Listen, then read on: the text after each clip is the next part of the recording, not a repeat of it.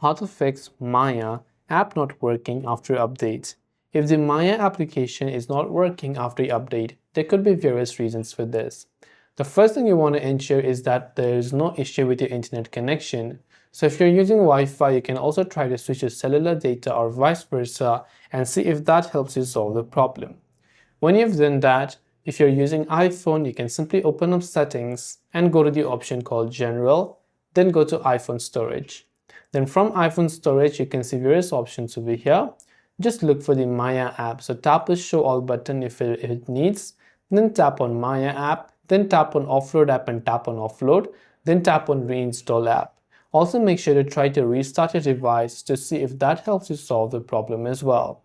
So I hope this video helped you out, and if you have got any further questions, do feel free to also leave them down below. Thanks for watching till the very end of this tutorial, and see you soon in the next video.